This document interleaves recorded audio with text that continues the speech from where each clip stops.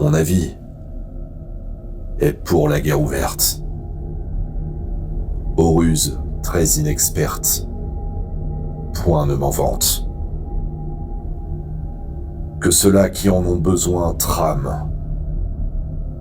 Mais quand il en est besoin, non à présent. Car tandis qu'ils sont assis complotants,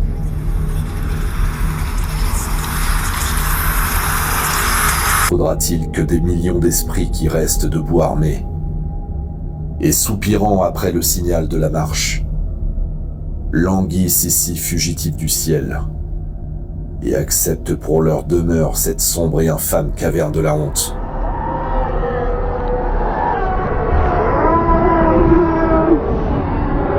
Prison d'une tyrannie qui règne par nos retardements. Non, plutôt armés de la furie et des flammes de l'enfer. Tous à la fois, au-dessus des remparts du ciel. Préférons nous frayer un chemin irrésistible, transformant nos tortures en des armes affreuses contre l'auteur de ces tortures. Alors, pour répondre au bruit de son foudre tout-puissant, il entendra le tonnerre infernal. Et pour éclair, il verra un feu noir et l'horreur lancée d'une égale rage parmi ses anges. Son trône même enveloppé du bitume du Tartare et d'une flamme étrange, tourment par lui-même inventé. Mais peut-être la route paraît difficile et roide pour escalader à tire-d'aile un ennemi plus élevé.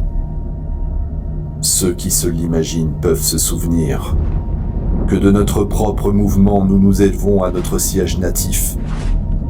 La descente et la chute nous sont contraires. Dernièrement, lorsque le fier ennemi pendait sur notre arrière-garde rompue, nous insultant, et qu'il nous poursuivait à travers le gouffre, qui n'a senti avec quelle contrainte et quel vol laborieux nous nous coulions bas ainsi? L'ascension est donc aisée. On craint l'événement. Faudra-t-il encore provoquer notre plus fort à chercher quel pire moyen sa colère peut trouver à notre destruction, s'il est en enfer une crainte d'être détruit davantage? Que peut-il y avoir de pis que d'habiter ici, chassé de la félicité, condamné dans ce gouffre abhorré à un total malheur? Dans ce gouffre où les ardeurs d'un feu inextinguible doivent nous éprouver sans espérance de finir. Nous, les vassaux de sa colère. Quand le fouet inexorable et l'heure de la torture nous appellent au châtiment. Plus détruits que nous ne le sommes, nous serions entièrement anéantis. Il nous faudrait expirer. Que craignons-nous donc? Pourquoi balancerions-nous à allumer son plus grand courroux, qui, monté à la plus grande fureur, nous consumerait et annihilerait à la fois notre substance? Beaucoup plus heureux que d'être misérable et éternel. Ou si notre substance est réellement divine et ne peut cesser d'être, nous sommes dans la pire condition de ce côté-ci du néant. Et nous avons la preuve que notre pouvoir suffit pour troubler son ciel et pour alarmer par des incursions perpétuelles son trône fatal, quoique inaccessible. Si ce n'est là la victoire, du moins, c'est vengeance. Il finit en sourcillant, et son regard dénonçait une vengeance désespérée. Une dangereuse guerre pour tous ceux qui seraient moins que des dieux. Du côté opposé se leva Bélial, d'une contenance plus gracieuse et plus humaine.